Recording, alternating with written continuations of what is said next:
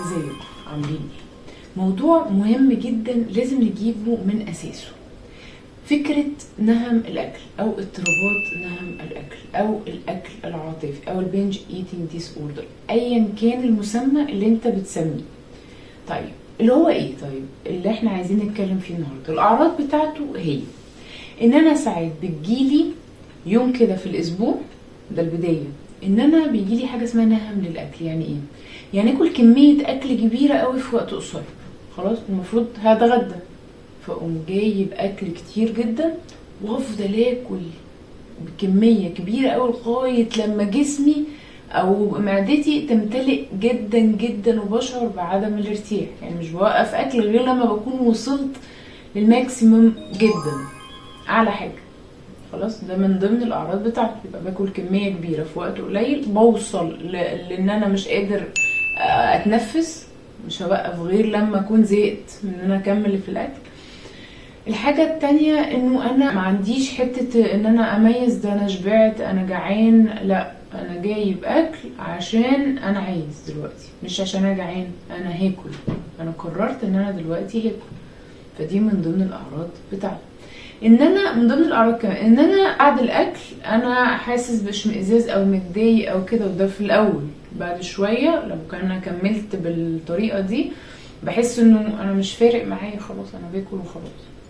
وده مختلف عن البوليميا نيرفوزا، اللي هي فكره ان انا باكل وبقوم محاوله ان انا ارجع نفسي، ارجع الاكل عشان ما اتخنش او عشان ما احسش بتأنيب ضمير. طيب ايه تاني من ضمن الاعراض؟ ان انا ببقى عايزه اكل لوحدي. ليه؟ عشان محدش يقعد يقول ايه ده انت بتاكل، ايه ده انت بتاكل كتير قوي، ايه ده، حد يلومني. فبقوم في وقت انا لوحدي خالص طالب اوردر كبير وافضل اكل، او اجيب اكل كتير من التلاجة وافضل اكل. دي الاعراض بتاعتها. يبقى انا لو عندي اي حاجه من الاعراض دي خلي بالك، ده مؤشر ان انا داخل على حاجه اضطرابات في السلوك بتاعتي. بتبتدي بسلوك وبعد شوية ممكن يقلب لمرض مزمن او مرض مستمر معايا لو انا ما وقفتش عنده وعالجته، مرض نفسي. ايه نتيجة ده؟ نتيجة نهم الاكل ده ايه اللي بيحصل؟ طبعا زيادة في الوزن. ليه؟ انا باكل كمية اكل كبيرة جدا، جسمي مش محتاج كل ده، فبيبتدي الوزن يزيد مع الاستمرارية، مع ان انا ما بوقفش جسم عمال يزيد. طيب اعراض ده ايه او مشاكل ده ايه؟ طبعا زيادة الوزن ليها مشاكل كتير جدا انا اتكلمت عليها قبل كده في فيديو. منها طبعا ارتفاع السكر نوع تاني، ارتفاع الضغط مع استمرار ان انا عمالة ازيد في الوزن ومش بوقف ومش بحاول ارجع، مش اللي انا زدت 2 3 5 كيلو برجعهم، لا، ده انا عمال مكمل. وهتلاقيها لو عملت اي تحاليل، كوليسترول عالي، ضغط الدم، مقاومة انسولين عند البنات، تغير في الدورة الشهرية، المواعيد مش ثابتة مع الوقت، وجود تكيسات في المبايض مع الوقت، اضطرابات بتحصل جوه الجسم. بنسمع عن امراض ما كناش بنسمع عنها قبل كده، منها السرطانات وانتشارها، منها ظهري والعضلات والفقرات، وكل ده محمل على جسمك. فانا مع استمرار زيادة الوزن جسمي مش مستحمل، فبيعمل ايه؟ بيطلعها في صور كتير جدا. الامراض اللي بقت منتشرة حوالينا وبنسبة كبيرة، ومع الاسف مع الولاد الصغيرين. يعني انا بلاقي 7 8 9 10 سنين وهكذا في امراض سكر. دي من نتائج شراهة الاكل او زيادة الوزن. طيب ايه كمان من الاعراض بتاعتها؟ انا مبقاش عندي تمييز بين الجوع والشبع. خلاص انا جاتلي نوبة في الاول ما عالجتهاش، انا كملت خلاص. طيب ايه كمان الاعراض بتاعتها او النتائج بتاعتها؟ اكتئاب، توتر. طيب ايه سبب اصلا ان انا وصلت للحالة دي؟ السبب بتاعها في كذا حاجة. اول حاجة ان انا اكتئبت. ماشي، تعالى نمشيها في البداية. انا شخص عادي باكل كويس وخلاص تمام، ابتديت اواجه بقى الحياة خلاص. جالي مديري غلس، عمال يغلس عليا ويضغط عليا ويحسسني بعجزي ومفيش تشجيع في شغلي وبعمل اللي عليا فلاقي ضغط عصبي. فمش بطلع ده في اي حاجة، مش بطلعه ان انا بكتبه، مش بروح اتكلم مع حد، مفيش اي حاجة. فمع الوقت بروح اتجه ناحية ايه اكتر حاجة ممكن تهون عليا او تعليلي هرمون الدوبامين في الجسم؟ الاكل، هرمون السعادة. فبقوم رايح جايب وجبة من اللي عمالين يعلنوا عنها او الحاجات الحلوة اللي بيعلنوا عنها، فتقوم معليالي هرمون السعادة جدا. فابتدي احس ان الله ده الملجأ الملاذ ليه. ففي الاول اقول مش مشكلة وجبة، ومع التكرار بقت دي عادة عندي. انا على طول اول لما بتضايق بقوم رايحة اعمل جايبة وجبة من اياها دي فترفع لي الهرمون. ما بقيتش اكتفي بيها، بقيت اخلص الوجبة واقوم رايح جايب حاجة حلوة. فاهمين السايكل اللي احنا داخلين فيها؟ عمالين نكرر، الوزن عمال يزيد، التعود والسلوك عمال يستمر. بقت عادة عندي ان انا اول لما بتضايق بقوم طالبة اوردر، مش متضايق انا بقيت طالبة اوردر. ليه؟ انا دي بحاجة بتخليني مبسوطة وسعيدة. خلاص، دي من اسباب ان انا وصلت للحالة دي، مكتئب. طيب ده مثلا مثال لحد في شغل. ممكن كمان انا اصلا شخص مقصر، بس طبعا مفيش حد فينا بيقول ان هو مقصر. فالفوقية عايز نتيجة للشغل، صح كده؟ لا هو ما عندوش حق، فده برضو من ضمن الاسباب ان انا ساعات انا شخص مقصر في بيتي فبتلام، مقصر في حياتي فبتلام، مقصر في شغلي، شخص عنيد فالناس مش مستحملاه، سواء اللي فوقيه او اللي معاه في البيت، شخص متسلط، شخص ايا كان. انا ممكن تكون اللي اقصده ان ممكن تكون مشكلة عندي انا، فده مسبب لي ان عندي مشاكل حواليا. انا برضو محتاج ان انا اعالج الحتة دي، وهنتكلم عن العلاج في الاخر. استنوا معايا للاخر هفهمكم ايه اللي بيحصل. طيب ضغط مجتمعي، انا حاسس بعدم القبول، فاشل، حاسس برفض، دي حاجات تانية بقى في حياتي. خلاص، دي من ضمن الحاجات اللي بتخليني اتجه لنهم الاكل. طيب الحل بتاع الموضوع ده ايه؟ احنا فهمنا دلوقتي انه في سلوك بيبتدي بسلوك وبعدين يوصل لمرض. سلوك نهم الاكل، انا ببتدي ان انا ازود كمية الاكل قوي، بحاول ابسط نفسي، بوصل لدرجة ان انا عمال اكل ومش حاسس انا جعان ولا شبعان. وصلت لدرجات عالية جدا في المرض ده او في السلوك اللي هو ابتدت بسلوك. طيب ازاي ابتدي اعالج الموضوع ده؟ اول حاجة ومهمة جدا، اساس ان انا بقى عندي نهم اكل اضطراب او مضايقة او قلق او خوف من اللي جاي، او عالجها. امسك المشكلة وعالج. مشكلتي مع مديري، روح اتكلم معاه لو ده حل. خلاص، يبقى انا ما اروحش اطلع هم في اي حاجه تانية، ما اطلعهاش في بني ادمين. يعني انا متضايقه من حاجه، خلاص ما اروحش اغلس على الناس التانية عشان تعبان نفسيا. عالج مشاكلك وبعدين اتعامل مع الناس، عشان الناس ملهاش ذنب انت تعبان، الناس كلها تعبان. انا بدي امثله دلوقتي. يبقى انا عندي مشكله مع مديري، روح اتكلم معاه، اقول له ايه المشكله وليه حضرتك بتتعامل معايا بالطريقه دي. ممكن يكون شخص متفاهم وفعلا يقول لك وجهة نظر حقيقية انه في تقصير في الحتة دي. يبقى انا محتاجة اكون امين مع نفسي ان انا اقول لا انا فعلا اللي قصرت في الحتة دي، وابتدي عليك. خليك شخص مرن وينفع ان اطلع غلطان. ايه المشكلة؟ ايوه انا غلطت في الحتة دي فانا اسف، انا هراجع الحتة دي فعلا، ويبقى الموضوع اتحل ببساطة. انا مش لازم اكون صح في كل حاجة. طيب انا رحت له وهو رد عليا رد غلس اغلس من، خلاص يبقى انا هحاول ان انا انا فهمت ان هو شخصيه بالشكل ده، مش لازم كل الشخصيات تبقى مناسبه لينا ومضطر اكون موجود في الشغل.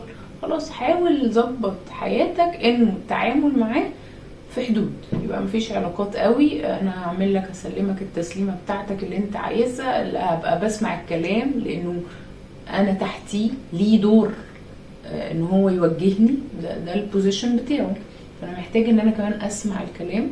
تمام، انا هعمل المطلوب مني على قد ما اقدر.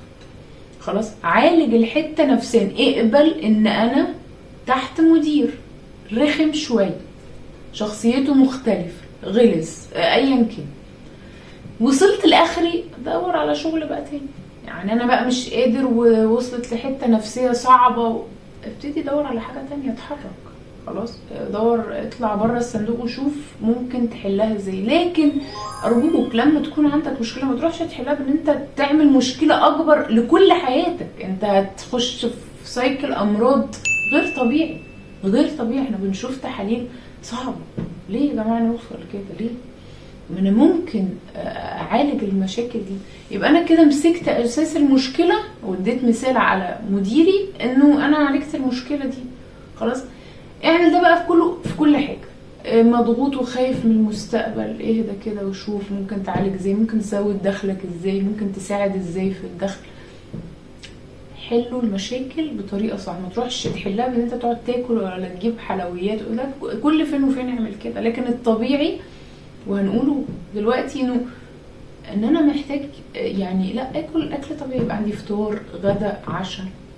عشان كده الفيديو اللي فات كان مهم جدا جدا، انه يعني ايه يكون ليا نظام غذائي ماشي عليه، سواء بقى انا بزيد في الوزن، انا عايزه اقل، ايا كان، انا بلعب رياضه، لازم يكون في نظام غذائي. تشوف انت بتدخل كميه اكل قد ايه والطاقه اللي طالعه منك قد ايه، بيتحسب خلاص، ليها حسابات.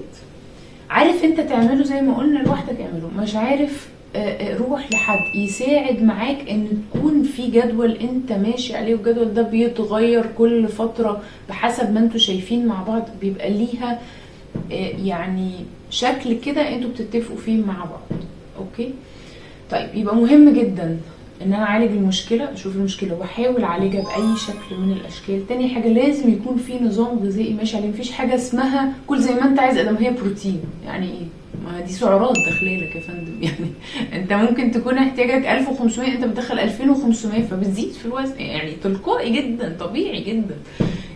حد مثلا بيمشي اسبوع حلو قوي ويجي مثلا في الويك اند وبعدها بنقوم مبوظين، طب ما انت بترجع اللي انت نزلته. يعني نعمل ايه بقى؟ ما فيش يعني هنعمل سحر بقى؟ يعني لازم انت تكنترول نفسك شويه. فيبقى احنا محتاجين تنظم الاكل بتاعك. خلاص طيب، محتاجين تغير نوعيات الاكل عشان الامراض اللي عندنا سكر وضغط ومقاومه انسولين. ما فيش حاجه اسمها ان انا باكل حلويات وحاسب سعراتها. يعني ناس بتبقى ماشيه معايا لذيذ جدا دكتور هو انا باخد قد ايه؟ ليه؟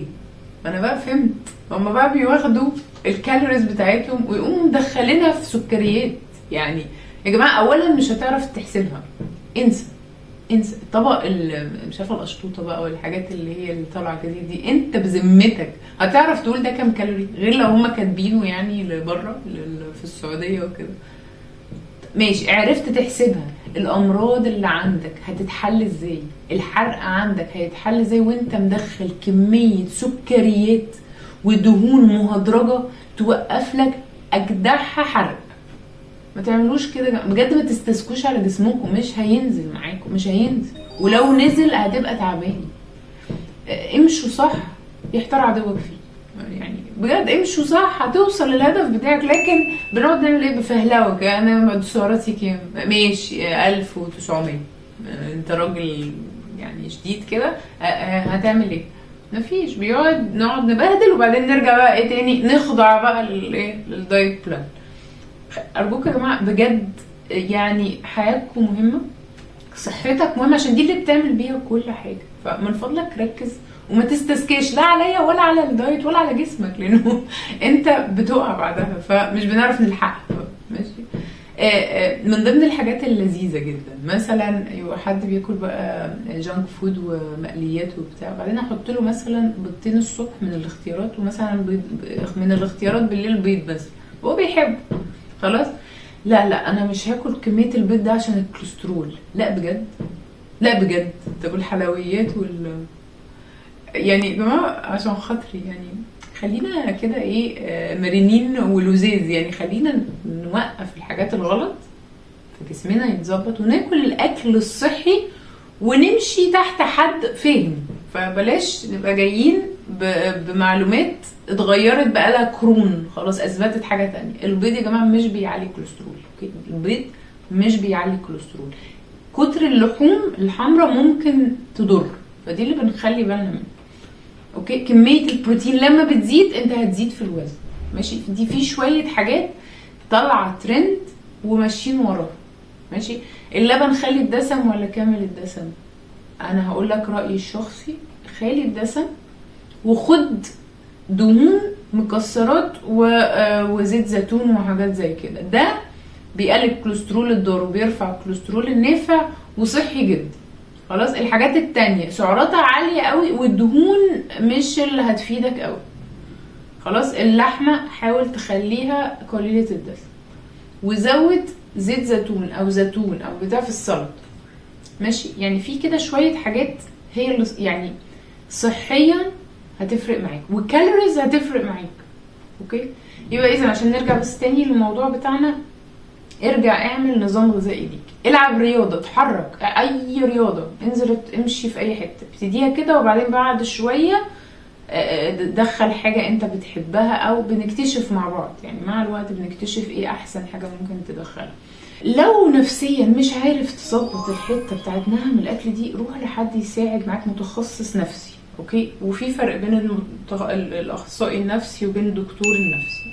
رايي يعني الشخصي انك ما تروحش على طول لدكتور يديك ادويه، انه انت تروح لحد متخصص يفند معاك كده المواضيع ويحلها معاك. ده لو انت فشلت لوحدك يعني. وبعد كده هو لو شايف حالتك محتاجه ادويه، انت في حاله اكتئاب مثلا متاخره شويه او كده ومحتاج ادويه، روح. بس خلي المتخصص ده او الشخص ده هو اللي يقول لك تعمل ايه. طبعا تحاول تختار حد امين، ما يبقاش يعني مادي قوي، او يعني برضو يعني حد يكون كويس دارس فاهم كده. دي شوية حاجات. اشرب مية طبعا، نوم كويس، اهتم بصحتك، حاول ما تاكلش قدام. برضو من ضمن الحاجات ما تاكلش قدام التلفزيون، دي من الحاجات الوحشة يعني. كلنا بتأكلنا كتير، خلينا نفضل ناكل. خلاص. فحاول يبقى وقت الاكل هو بتاع الاكل، وبعدين روح بعد كده اتفرج على التلفزيون زي ما انت عايز. اختار نوعيات اكل كويسة، نام من 10-11 بالليل لغاية تاني يوم الصبح، ده وقت كويس. المية من الحاجات المهمة جدا جدا. انا رأيي يعني لو عرفت تعتزل ما يؤذيك اعمل كده. في ناس هي متعبة يعني، هم عندهم مشاكل نفسية ووجودك حواليهم او وجودهم في الدايرة بتاعتك مؤذي، ابعد يعني. لو انت مش مضطر ان انت تبقى قاعد معاهم ابعد عنك يعني. دي بسيطة جدا. انا بحبك وانت زي الفل وجميل، انا مش قادر. خد جنب. ليه؟ صحتنا مهمة، عشان دي بتنفعك في حاجات تانية بقى، في شغلك وفي خدمتك وفي حياتك وفي اي حاجة انت بتعملها دينيا وكل حاجة، ومع اولادك. انت محتاج تحافظ على صحتك النفسية. فوجودي في وسط حد او في وسط ناس عندهم مشاكل جواهم هم مش عارفين يحلوها، ربنا معاهم ويحلوها، بس انت خد جنب وعيش بقى الحياة بتاعتك عشان تبقى عارف تعالج المشاكل بتاعتك انت. ماشي. الموضوع كبير جدا، حاولت ألمه في نقط كده محددة. مهم انه نعالج المشكلة، ما تروحش يبقى عندك مشكلة وتروح تاكل. خلاص. عالج مشكلتك اللي موجودة، والاكل زي ما قلنا بقى نظمه، العب رياضة، الحاجات اللي قلناها كله في الفيديو. لو عندك اي سؤال ابعتلي، بس ما يبقاش سؤال يعني انا اخس ازاي، ما اعرفش انت بالذات تخس ازاي. خلاص. عشان ما عنديش اي تفاصيل. التفاصيل دي بعرفها ازاي؟ ببعت لك شيت بتكتب لي فيه كل التفاصيل، على اساسه بعمل لك انت دايت بلان. خلاص. فمحدش يجي يقول لي انا اخس ازاي، ما مش عارفه. لازم تملى لي حاجات كتير قوي عشان اعمل لك دايت بلان ونخس، وبنتدرج وبنغير كل شويه حاجات فيها ليها سيستم كبير، مش هعرف اقوله لك في مسج ولا لما نبقى واقفين مع بعض بنحكي. ينفع افيدك عامه جنرال كده، ايه اللي نعمله، ايه الحاجات الصحيه عامه، ايه الحاجات المضره، لكن انت بالذات مش هبقى عارفه افيدك. اوكي. فلو عندك سؤال عام كده قولي وانا هساعدك فيه. لو حد عايز الباكج او المتابعه يبعت لي وانا هبعت له PDF فيها كل التفاصيل. في عندي زيارات العياده، وفي عندي اونلاين لو انت بره مصر او انت جوه مصر. وربنا معاكم.